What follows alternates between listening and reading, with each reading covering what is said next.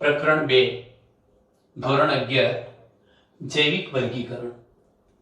અત્યાર સુધી મોનેરા સૃષ્ટિ, પ્રોટિસ્ટા, ત્યાર પછી ફૂગ સૃષ્ટિની વાત કરી અને હવે છેલ્લે બે સૃષ્ટિઓ કે જેમાં એક છે વનસ્પતિ સૃષ્ટિ અને ત્યારબાદ બીજો શબ્દ છે પ્રાણી સૃષ્ટિ। મિત્રો, આ બંને સૃષ્ટિ વિશે ડિટેલમાં તમે ચેપ્ટર નંબર 3 અને ચેપ્ટર નંબર 4 માં ભણવાના છો। એનો મતલબ કે વનસ્પતિ સૃષ્ટિ ચેપ્ટર નંબર 3 અને પ્રાણી સૃષ્ટિ ચેપ્ટર નંબર 4। આમ છતાં વિટેકરની 5 સૃષ્ટિ વર્ગીકરણ પદ્ધતિ પ્રમાણે અહીંયા થોડીક માહિતી વનસ્પતિ સૃષ્ટિ અને પ્રાણી સૃષ્ટિની આપવામાં આવી છે। કયા અનુસંધાનમાં? તો કેવા સજીવોનો સમાવેશ થાય છે, કયા લક્ષણોના આધારે સજીવોનો સમાવેશ થાય છે વનસ્પતિ સૃષ્ટિમાં અને પ્રાણી સૃષ્ટિમાં, એની આપણે વાત કરવી છે। તો સર્વપ્રથમ મિત્રો હું વનસ્પતિ સૃષ્ટિની વાત કરું છું। વિટેકરે વનસ્પતિ સૃષ્ટિની અંદર સમાવેલ તમામ સભ્યો બહુકોષી હતા। આ બાબત યાદ રાખજો। વનસ્પતિ સૃષ્ટિમાં સમાવેશિત તમામ સભ્યો બહુકોષી હોય છે। એટલું જ નહીં મિત્રો, પરંતુ તેઓની કોષ દિવાલ સેલ્યુલોઝની બનેલી હોય છે। તો આપણે ત્યાંથી શરૂ કરીશું। મહત્વની આ બાબત હતી કે વનસ્પતિ સૃષ્ટિમાં બધા જ સુકોષ કેન્દ્રીય હરિત દ્રવ્ય ધરાવતા સજીવોનો સમાવેશ થાય છે અને જેને આપણે કઈ સૃષ્ટિ કહીએ છીએ? વનસ્પતિ સૃષ્ટિ। તો હું પ્રથમ શબ્દ લખીશ, બધા કેવા સજીવોનો સમાવેશ થાય છે? બધા જ બહુકોષી। બહુકોષી તો ખરા, સાથે સાથે સુકોષ કેન્દ્રીય કે જેમના કોષ કેન્દ્રની ફરતે કોષ કેન્દ્ર પટલ હશે, સુકોષ કેન્દ્રીય અને હરિત કણ ધરાવતા સજીવોનો સમાવેશ કરતી સૃષ્ટિ એટલે વનસ્પતિ સૃષ્ટિ। ફરીથી સમજી લેજો, જેમાં સમાવિષ્ટ સજીવો બધા જ બહુકોષી છે, સુકોષ કેન્દ્રીય છે અને એમના જે કોષ છે એ હરિત દ્રવ્ય અથવા હરિત કણ ધરાવે છે, જેના કારણે પ્રકાશ સંશ્લેષણનું કાર્ય કરી પોતાનો ખોરાક જાતે બનાવી શકે। મિત્રો, આના પરથી તમને ખબર પડશે કે હરિત કણ કાં તો હરિત દ્રવ્ય ધરાવે છે, લીલા રંગનું દ્રવ્ય ક્લોરોફિલ એ ક્લોરોફિલ 2 જેવા, એના કારણે આમાં સમાવેશિત એટલે વનસ્પતિ સૃષ્ટિના સભ્યો પોષણના અનુસંધાનમાં વિચારીએ તો સ્વયં પોષી હોય છે, પોતાનો ખોરાક જાતે બનાવી લે છે। આમ છતાં કેટલાક એવા અપવાદો પણ છે કે જેમાં સમાવેશ તો વનસ્પતિ સૃષ્ટિની અંદર થાય છે સજીવોનો, અને આમ છતાં એ પોતાનો ખોરાક જાતે બનાવી શકતી નથી। અપવાદ રૂપ હું અહીંયા ઉદાહરણ આપું છું કે અપવાદ સ્વરૂપ અમરવેલ નામની વનસ્પતિ ઉચ્ચ કક્ષાની આવૃત બીજધારી વનસ્પતિ હોવા છતાં એ સંપૂર્ણ રીતે પરોપજીવન ગાળે છે, સંપૂર્ણ પરોપજીવી વનસ્પતિ છે। તો એનો મતલબ કે એનું પોષણ કેવા પ્રકારનું થયું? પરોપજીવી પોષણ પદ્ધતિ। કેવી રીતે? તો અમરવેલ એકદમ પાતળું પીળા રંગનું પ્રકાંડ ધરાવે છે, વેલા સ્વરૂપની વનસ્પતિ છે। વેલો પણ ન કહી શકાય મિત્રો, એકદમ બિલકુલ પાતળું સૂત્ર જેવું પ્રકાંડ હોય છે અને કોઈ પણ યજમાન વનસ્પતિની ફરતે વીંટળાય છે અને વીંટળાઈને એ ચૂષક મૂળ ઉત્પન્ન કરે છે, જે ચૂષક મૂળ દ્વારા યજમાન વનસ્પતિમાંથી ખોરાક, પાણી, ક્ષારો એમ તમામ ઘટકોને મેળવી લે છે અને તેથી તેને સંપૂર્ણ પરોપજીવી કહેવાય। તો મિત્રો યાદ રાખો કે આમ તો એ હરિત દ્રવ્ય નથી ધરાવતી, સ્વયંપોષી પોષણ નથી, અને છતાં પણ એને વનસ્પતિ સૃષ્ટિમાં સમાવવામાં આવી છે કારણ કે એની કોષ દિવાલ જે છે સેલ્યુલોઝથી બનેલી હોય છે। તો મિત્રો જરા અહીં ધ્યાન રાખજો। ત્યાર પછી હું તમને એક એવું બીજું ઉદાહરણ આપું છું, અહીંયા લખું છું કે કેટલીક વનસ્પતિઓ આ વનસ્પતિ સૃષ્ટિમાં સમાવેશિત કેટલીક વનસ્પતિઓ આંશિક રીતે વિષમપોષીઓ હોય છે, પૂર્ણ રીતે નહીં, આંશિક રીતે. કઈ કઈ ઉદાહરણ આપીએ, જેમ કે અર્ક જવર છે, ડ્રોસેરા,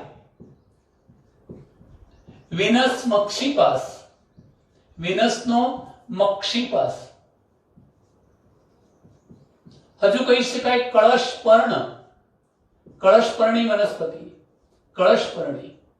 આ બધી જ વનસ્પતિઓ આંશિક રીતે વિષમપોષી છે. આનો મતલબ શું થાય? તો યાદ રાખજો મિત્રો કે આ બધી વનસ્પતિઓ કીટભક્ષી વનસ્પતિઓના સમૂહમાં આવે છે. કીટભક્ષી, કીટકોનું ભક્ષણ કરે છે.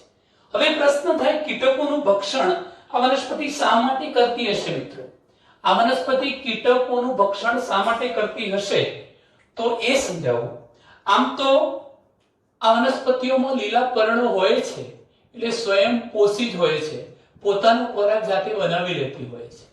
પરંતુ અર્કજવર, ડ્રોસેરા, વિનસનો મક્ષિપાસ, કળશપર્ણ આ બધી જ વનસ્પતિઓ જે વાતાવરણની અંદર ઉગે છે, જે ભૂમિની અંદર ઉગી નીકળે છે, એ ભૂમિમાં નાઇટ્રોજનનું પ્રમાણ ઓછું હોય છે અને માટે જ તે વિશિષ્ટ રચનાઓ કેળવીને કીટકોને પકડે છે, કીટકનું ભક્ષણ કરી જાય છે અને કીટકનું પાચન થાય છે. ત્યારે કીટકના દેહમાં રહેલા પ્રોટીનયુક્ત ઘટકો પચવાના અને એનું નાઇટ્રોજનમાં રૂપાંતર થવાનું, એવા નાઇટ્રોજનને એ મેળવી અને પોતાની જે નાઇટ્રોજનની કમી હતી એને પૂર્ણ કરે છે. ખરેખર તો એમને પર્ણો છે જ, પ્રકાશ સંશ્લેષણની ક્રિયા દ્વારા ખોરાક જાતે બનાવી જ લે છે, સ્વયંપોષી જ છે. આમ છતાં જરૂરિયાત સર્જાય ત્યારે એ કીટકોનું ભક્ષણ કરીને પણ પોષણ મેળવે છે, એટલે આંશિક રીતે વિષમપોષી કહેવાય. કીટકોનું ભક્ષણ શા માટે કરે છે? નાઇટ્રોજનની પ્રાપ્તિ માટે. એટલે આપણે એ પણ મુદ્દો લખીએ કે વધુ પ્રમાણમાં નાઇટ્રોજનની પ્રાપ્તિ માટે તેઓ કીટકોનું ભક્ષણ કરતા પણ જોવા મળે છે. ચલો મિત્રો, ત્યાર પછીની વાત કરું તો આના જે વનસ્પતિ કોષો છે, એ વનસ્પતિ કોષો હરિતકણો ધરાવે છે. મેં મુદ્દો નોંધ્યો છે કે વનસ્પતિ સૃષ્ટિમાં સમાવેશિત સભ્યો, વનસ્પતિ સૃષ્ટિના સભ્યોમાં એટલે સજીવોમાં કોષો હરિતકણ તો ધરાવે છે પ્રકાશ સંશ્લેષણનું કાર્ય કરવા માટે, પણ આ ઉપરાંત એમની જે કોષ દિવાલ છે એ કોષ દિવાલ શાની બનેલી હોય છે? સેલ્યુલોઝની બનેલી હોય છે. એક બીજો શબ્દ પણ આપણે લખી શકીએ કે વનસ્પતિ સૃષ્ટિમાં સમાવેશિત બધી જ વનસ્પતિઓમાં ખોરાકનો જે સંગ્રહ થાય છે, આપણી જેમ નહીં, આપણામાં ગ્લાયકોજન કે ચરબી સ્વરૂપે થાય છે, પરંતુ વનસ્પતિમાં ખોરાક સંગ્રહ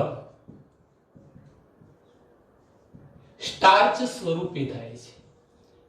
એ પોતાનો ખોરાક સંગ્રહ કેવા સ્વરૂપે કરે છે? સ્ટાર્ચ સ્વરૂપે ખોરાક સંગ્રહ કરે છે. મિત્રો, એક અગત્યનો પોઈન્ટ, હવે તમને એમ થશે કે વનસ્પતિ સૃષ્ટિમાં કોણ કોણ સમાયેલા છે, તો હું અહીંયા શબ્દો લખું છું. લીલ. તમને આ જાણીને નવાઈ લાગશે કે લીલ અહીંયા કેમ આવી? તો મિત્રો, અગાઉ જે કઈ લીલનો આપણે અભ્યાસ કર્યો હતો એ એક કોષી લીલ હતી. આ યાદ રાખજો કે મેં અહીંયા શબ્દ લખ્યો છે બહુકોષી. બહુકોષી હોય એવી તમામ પ્રકારની લીલ કે જેની કોષ દિવાલ સેલ્યુલોઝથી બનેલી છે, તે સુકોષ કેન્દ્રીય છે, તેવી લીલને પણ વનસ્પતિ સૃષ્ટિમાં સમાવવામાં આવી છે. તો લીલ છે બહુકોષી, તમામ પ્રકારની લીલ. દ્વિઅંગી વનસ્પતિ બ્રાયોફાઇટ, ત્રિઅંગી હંસરાજ જેવી વનસ્પતિઓ, સાયકસ પાઇનસ જેવી અનાવૃત બીજધારી વનસ્પતિઓ અને ધતુરો વગેરે અત્યારે જોવા મળે છે ઉચ્ચ કક્ષાની આવૃત બીજધારી વનસ્પતિઓનો આ સૃષ્ટિમાં સમાવેશ થાય છે. તો લીલ છે, દ્વિઅંગી, ત્રિઅંગી, અનાવૃત અને આવૃત બીજધારી વનસ્પતિઓનો સમાવેશ થાય છે. વનસ્પતિ સૃષ્ટિના જે સભ્યો છે એમાં એક મહત્વની ઘટના જોવા મળે છે મિત્રો. કઈ મહત્વની ઘટના છે તો વનસ્પતિઓમાં એકાંતર જનન જોવા મળે છે. કઈ ઘટના જોવા મળે છે? એકાંતર જનન. હવે એકાંતર જનનનો મીનિંગ શું થાય? તો યાદ રાખજો કે આ બધી જે વનસ્પતિઓ મેં અહીં લખી છે, આ વનસ્પતિઓના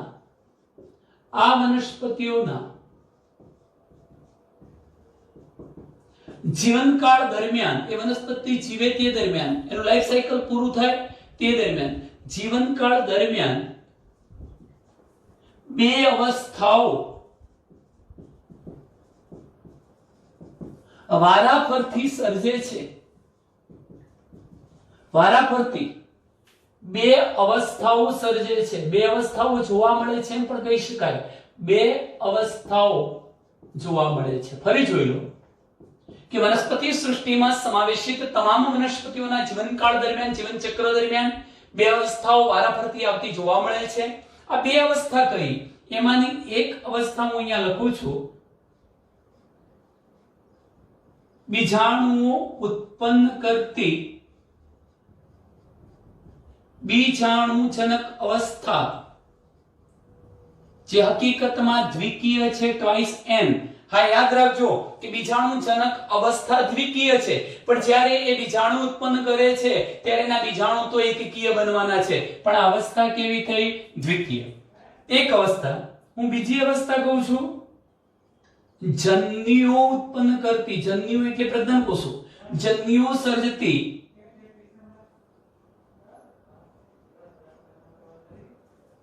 જન્યુજનક અવસ્થા.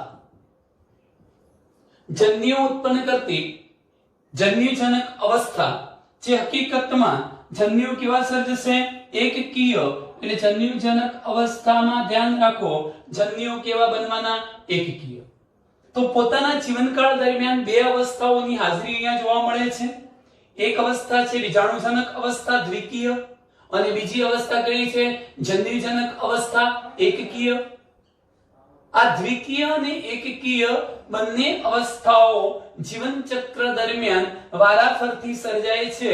આવી ઘટનાને આપણે શું નામ આપીએ છીએ?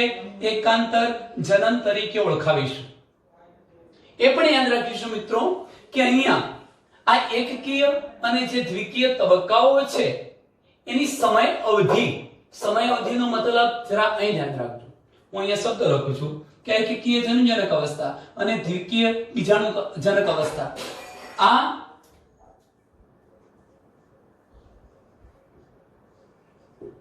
બંને એટલે કોણ? દ્વિકીય બીજાણુજનક અને એકકીય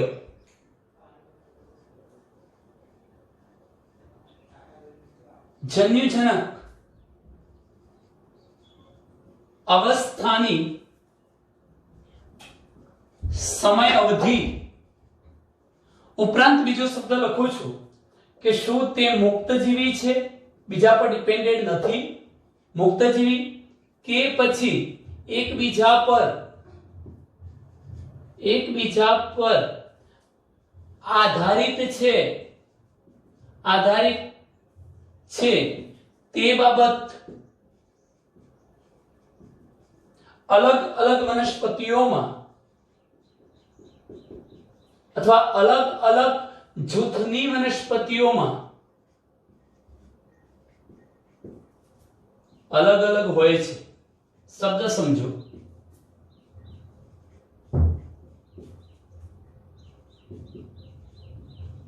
મિત્રો અહીંયા આ બાબત પર જરા વિશેષ ધ્યાન રાખજો.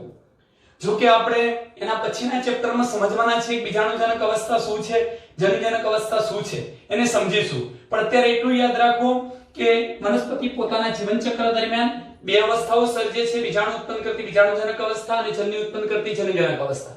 જો આ બંને અવસ્થાઓ એકાંતરે વારાફરતી સર્જાતી હોય વનસ્પતિના જીવનકાળ દરમિયાન તો એ ઘટનાને વનસ્પતિમાં સંતતિઓનું એકાંતરણ કાં તો એકાંતર જનન કહે છે.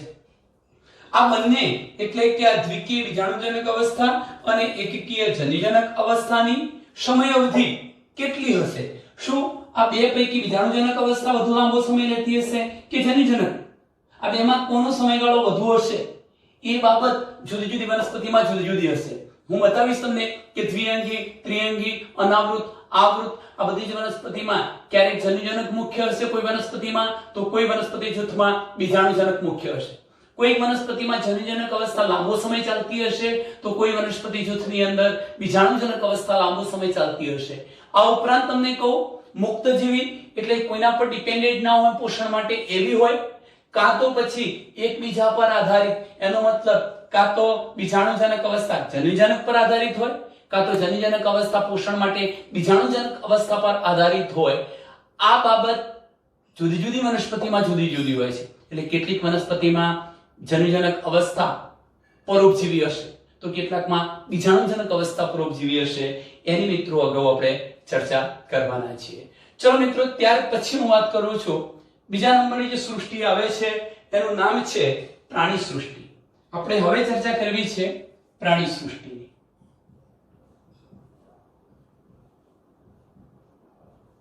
પ્રાણી સૃષ્ટિ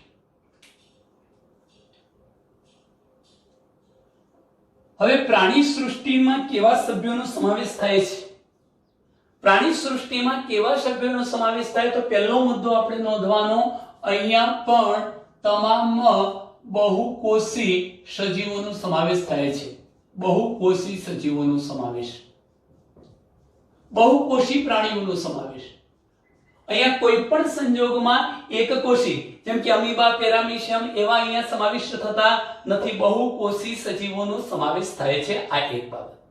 બીજી બાબત કે પ્રાણી સૃષ્ટિમાં સમાવેશિત તમામ સભ્યો પોષણના અનુસંધાનમાં મિત્રો વિષમપોષી છે.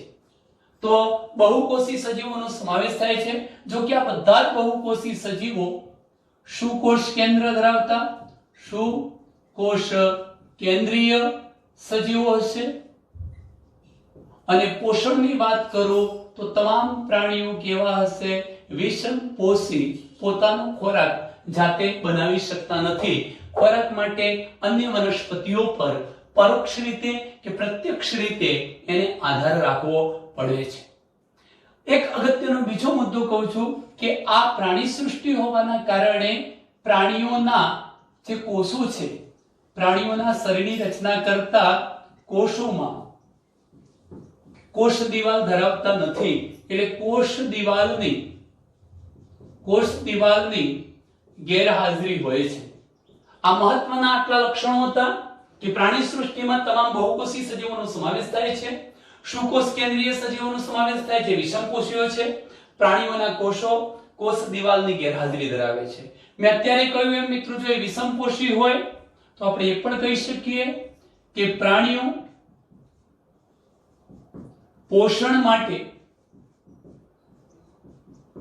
કાં તો પ્રત્યક્ષ એટલે સીધે સીધા વનસ્પતિનો ખોરાક તરીકે ઉપયોગ કરતા હોય કે પછી આડકતરો પરોક્ષ રીતે, જેમ કે કોઈ પ્રાણી અન્ય પ્રાણીને ખાઈ જાય પણ છેવટે એ પ્રાણીમાં ખોરાક ક્યાંથી આવે તો વનસ્પતિઓમાંથી, એ રીતે પરોક્ષ. તો પ્રાણીઓમાં પોષણ માટે પ્રત્યક્ષ કે પરોક્ષ, પ્રાણીઓ પોષણ માટે પ્રત્યક્ષ કે પરોક્ષ રીતે શાના પર આધાર રાખે છે? વનસ્પતિઓ પર આધાર રાખે છે. ચલો મિત્રો, ત્યાર પછીના મુદ્દાની ચર્ચા કરીએ છીએ. મેં તમને કહ્યું હતું વનસ્પતિઓમાં સંચિત જે ખોરાક છે એ કયા સ્વરૂપે થાય છે? સ્ટાર્ચ સ્વરૂપે. પણ જો હું પ્રાણીઓની વાત કરું તો પ્રાણીઓમાં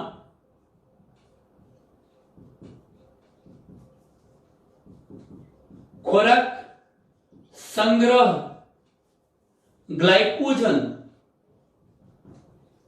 કે પછી ચરબી, મેદ, ચરબી સ્વરૂપે થાય છે. પ્રાણીઓમાં ખોરાક સંગ્રહ ગ્લાયકોજન કે ચરબી સ્વરૂપે થતો જોવા મળે છે. પોષણનો જે પ્રકાર છે એ ખાસ કરીને તમે પ્રાણી સમપોષણ પદ્ધતિ કહી શકો. પ્રાણી સમપોષણ કેમ? કારણ કે આ પ્રાણીઓ ખોરાકનું અંતઃગ્રહણ કરતા હોય છે. ખોરાકનું અંતઃગ્રહણ કરે છે હાથ વડે, મુખ દ્વારા, એ રીતે ખોરાકનું અંતઃગ્રહણ કરે છે. પ્રાણી સમ પ્રાણીઓ જેવી પોષણ પદ્ધતિ એવું કહી શકાય. ઉચ્ચ કક્ષાના સજીવોમાં જરૂરિયાત પ્રમાણે આ સજીવોની અંદર સંવેદનાત્મક અંગોનો વિકાસ થયો છે, ચેતાચાલક ક્રિયાવિધિ એટલે સમગ્ર ચેતાતંત્ર વિકસિત બન્યું છે. તો ટૂંકમાં ઉચ્ચ કક્ષાના સજીવોમાં ઉચ્ચ કક્ષાના સજીવોમાં જેમ જેમ જરૂરિયાત સર્જાતી ગઈ તેમ તેમ જરૂરિયાત પ્રમાણે બે શબ્દો લખીશું. સંવેદનાત્મક, સંવેદનાને ગ્રહણ કરી શકતા, તમને ખબર છે આંખ, કાન, નાક, ત્વચા એવા અંગો સંવેદનાને ગ્રહણ કરી શકતા અંગો સંવેદનાત્મક, અને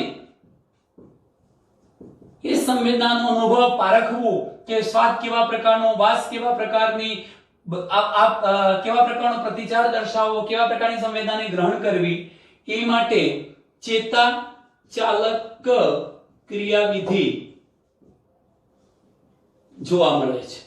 તો ઉચ્ચ કક્ષાના સજીવોમાં જરૂરિયાત પ્રમાણે સંવેદનાત્મક અંગોનો વિકાસ થયો છે, સાથે સાથે ચેતા ચાલક ક્રિયાવિધિ પણ એમનામાં જોવા મળે છે. મોટા ભાગના સજીવો પ્રચલન કરવા માટે સક્ષમ હોય છે. તો એ તો આપણે જાણી શકીએ કે આ સૃષ્ટિના મોટા ભાગના સજીવો પ્રચલન માટે સક્ષમ હોય છે. હાથ, પગ કે અન્ય રચનાઓ સંધિપાત સમુદાયના પ્રાણીઓ હોય, તમને એમાં સાંધાવાળા ઉપાંગો જોવા મળે. અન્ય કોઈ પ્રાણીઓ વીંછી વગેરેમાં જોઈ શકીએ, માછલીઓ વગેરેમાં મીન પક્ષ જેવી, તરવા જેવી રચના હોય. ટૂંકમાં પ્રચલન કરવા માટે પ્રાણી સૃષ્ટિના સભ્યો સક્ષમ હોય છે. જો આપણે લિંગી પ્રજનનની વાત કરીએ મિત્રો, તો નર અને માદાની મૈથુન ક્રિયા દ્વારા એટલે નર અને માદા પ્રાણી એકબીજાની નજીક આવે, સંભોગ પ્રક્રિયા કરે, મૈથુન પ્રક્રિયા કરી અને છેવટે લિંગી પ્રજનન કરે છે, જે ભ્રૂણ વૃદ્ધાકીય વિકાસને અનુસરે છે. તો નર અને માદાની મૈથુન ક્રિયા દ્વારા નર અને માદાની મૈથુન ક્રિયા દ્વારા તે લિંગી પ્રજનન કરે છે. લિંગી પ્રજનન કરશે એટલે મિત્રો ફલિતાંડ બનવાનું, ફલિતાંડના વિકાસથી ભ્રૂણ સર્જવાનો, એટલે કે જે ભ્રૂણ વિદ્યાકીય વિકાસને અનુસરે છે, જે ભ્રૂણ વિદ્યાકીય વિકાસને અનુસરે છે, એટલે એમાં ભ્રૂણ વિદ્યાકીય વિકાસ જોવા મળે છે. ભ્રૂણનું નિર્માણ જોવા મળે છે. તો મિત્રો આટલે સુધીની મહત્વની વાતથી હજુ પણ એકાદ પોઈન્ટ નોંધવો હોય તો ખાસ કરીને હું આટલા શબ્દો લખું છું. એનું દૈહિક આયોજન સરળ છે કે જટિલ, એટલે એક ટૂંકમાં દૈહિક આયોજન.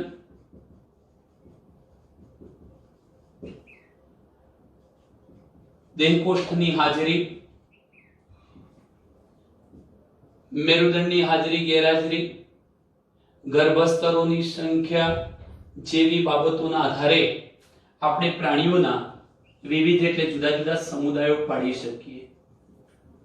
જેમ કે આપણે ચેપ્ટર નંબર 4 માં ભણવાના છે વિવિધ સમુદાયો: સછિદ્ર, કોષ્ટાંતરી, પૃથુકૃમિ, સૂત્રકૃમિ, નુપૂરક, સંધિપાત, મૃદુકાય, શૂળચર્મી, મેરુદંડી જેવા સમુદાયોનો આપણે અભ્યાસ કરવાના છીએ.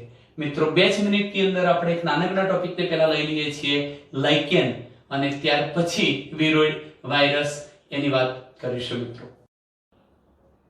ચલો મિત્રો, હવે આપણે જે ટોપિક જોઈએ છીએ એ ટોપિક છે લાઇકેન્સ. સર્વપ્રથમ લાઇકેનની અંદર ઉદાહરણ કયા આવે તો હું 2 ઉદાહરણ લખું છું મિત્રો, ઉસ્નિયા અને પામેલિયા. દગડફૂલ અને બુડાની ગાડી. ઓસ્નિયા બુડાની ગાડી, પામેલિયા દગડફૂલ. આ લાઇકેન્સ છે, લાઇકેન્સના ઉદાહરણ છે લાઇકેન. મિત્રો લાઇકેન્સ છે શું? તો લાઇકેનની અંદર બે સજીવો એકબીજાના પરસ્પર ફાયદા માટે સહવાસ ગુજારે છે, અને બંને સજીવોના આ સાથે સહવાસથી બનેલો જીવ પ્રકાર એટલે કોણ? લાઇકેન્સ. તો આપણે એમ કહી શકીએ કે લાઇકેન એ સહજીવી સહવાસ એટલે કે લાઇકેન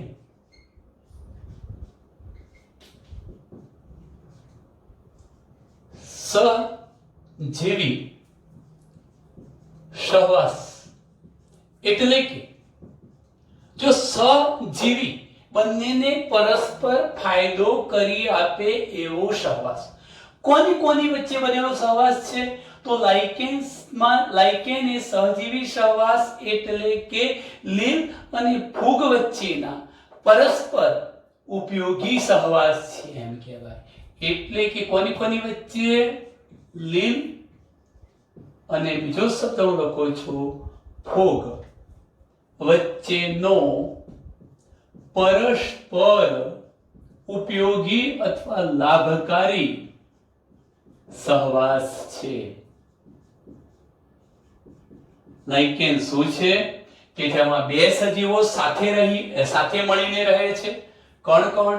લીલ અને ફૂગ. લીલ અને ફૂગ બે ભિન્ન પ્રકારના સજીવોથી બનેલું એક સજીવ સ્વરૂપ, એને શું કહેવાય? લાઇકેન. લાઇકેન સહજીવી સહવાસ છે એટલે કે લીલ અને ફૂગ વચ્ચેનો પરસ્પર લાભકારી સહવાસ છે એમ કહેવાય. જેમાં મિત્રો આપણે લીલના ઘટકોને ફાયકોબાયોન્ટ કહીએ છીએ અને ફૂગના ઘટકોને માઇકોબાયોન્ટ કહીશું.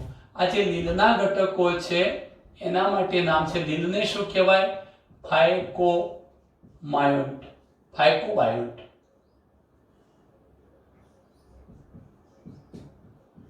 અને ફૂગના ઘટકોને માઇકોબાયોન્ટ કહે છે.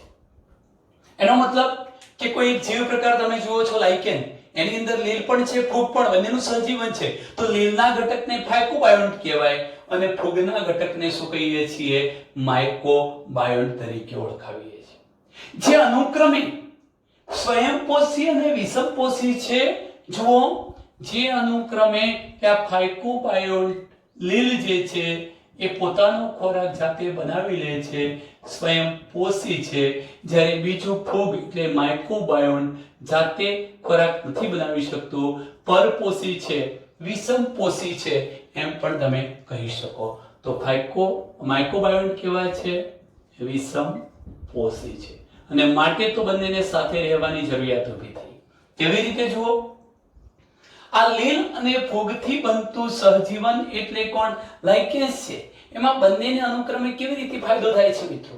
તો લીલ એ ફૂગ માટે ખોરાક તૈયાર કરે છે. આ જે લીલ છે એ ફૂગ માટે, કારણ કે ફૂગ વિષમપોષી છે, જાતે ખોરાક બનાવી શકતી નથી, એટલે એમ કહીશું કે લાઇકેનમાં લીલનું કાર્ય શું છે? તો લીલ એ પોતાના માટે તો ખોરાક બનાવશે જ, પોતાના અને કોના? ફૂગ માટે. પોતાના માટે અને ફૂગ માટે, બંને માટે પ્રકાશ સંશ્લેષણનું કાર્ય કરી ખોરાક બનાવવાનું કાર્ય કરે છે. તો એનો મતલબ કે લીલ ફાયકોબાયોન્ટ દ્વારા બનેલો જે ખોરાક છે એ માઇકોબાયોન્ટ એટલે ફૂગને મળી જવાનો છે. તો ફૂગ માટે ખોરાક બનાવવાનું કાર્ય કોનું થાય છે? લીલનું થાય છે. હવે બદલામાં ફૂગ શું આપે છે? તો ફૂગ તેના આ સહવાસી કોણ થયો? લીલ. ફૂગ તેના સહવાસી લીલ માટે આશ્રય પૂરો પાડશે, શોષિત પોષક દ્રવ્યો આપશે અને પાણીનો પુરવઠો આપશે. તો ફૂગ તેના સહવાસી માટે, સહવાસી કૌંસમાં લખું છું લીલ માટે, એક તો આશ્રય આપશે. એનો મતલબ કે ફૂગની કવકજાળ પર લીલ આશ્રય મેળવશે. ખનિજ પોષક તત્વો જે ભૂમિમાંથી શોષાયા છે એવા ખનિજ પોષક તત્વો આપશે અને પ્રકાશ સંશ્લેષણનું કાર્ય કરવા માટે પાણીનો પુરવઠો અથવા ભેજ પૂરો પાડે છે. એ બાબત પણ યાદ રાખજો. આ બંને વચ્ચેનો એટલો બધો ગાઢ સંબંધ છે કે જેના કારણે આ બંનેનું ગાઢ સંગઠન હોવાના કારણે મિત્રો, જો કુદરતમાં આપણે લાઇકેનને એકલાને જોઈએ તો આપણે કલ્પના નથી કરી શકતા કે એમાં બે ભિન્ન પ્રકારના સજીવો છે. એનો મતલબ કે તમે ઉસ્મિયા અને પાર્મેલિયાને જુઓ, કુદરતી સ્વરૂપોને જુઓ, તો આ બંને વચ્ચે, આ બંને એટલે લીલ અને ફૂગ વચ્ચે ગાઢ પ્રકારનું સંગઠન જોવા મળે છે, જેથી આપણે કુદરતમાં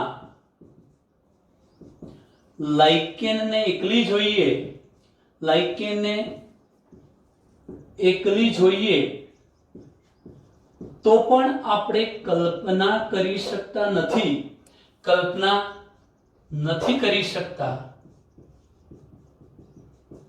કે તેમાં બે ભિન્ન જીવ પ્રકારો આવેલા હોય છે. આપણે એવી કલ્પના નથી કરી શકતા કે એમાં ફૂગ અને લીલ બંને છે, તમને હકીકતમાં કોઈ એક જ જીવ પ્રકાર દેખાય છે. આપણે તેને સંયુક્ત રીતે શું કહીએ છીએ? લાઇકેન. મિત્રો, લાઇકેન એ ખૂબ સારા પ્રદૂષણ સૂચકો છે. એનો મતલબ શું થાય?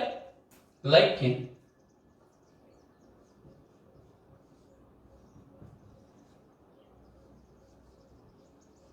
ખૂબ સારા પ્રદૂષણ સૂચકો છે. આનો મતલબ એવો થશે કે કયો વિસ્તાર પ્રદૂષિત છે કે કયો વિસ્તાર પ્રદૂષિત નથી, એ આપણે લાઇકેનના આધારે, વસવાટના આધારે કરી શકીશું નક્કી. કેવી રીતે? મિત્રો, જ્યાં પ્રદૂષિત વિસ્તાર હોય ત્યાં લાઇકેન વિકાસ નથી પામતી. તો આનો અર્થ એવો થાય, પ્રદૂષિત વિસ્તારમાં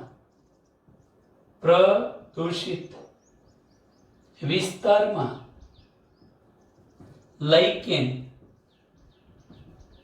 વિકાસ પામી શકતી નથી, વિકાસ પામતી નથી, જોવા નથી મળતી.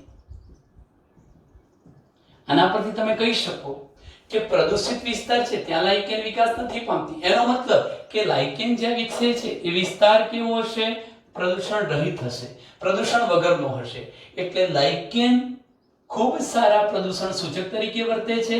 જ્યાં એ વિકાસ પામશે વિસ્તાર પ્રદૂષિત નહીં હોય, અને જ્યાં નહીં વિકાસ પામે એનો મતલબ કે વિસ્તાર પ્રદૂષિત છે, આવું આપણે નક્કી કરી શકીએ.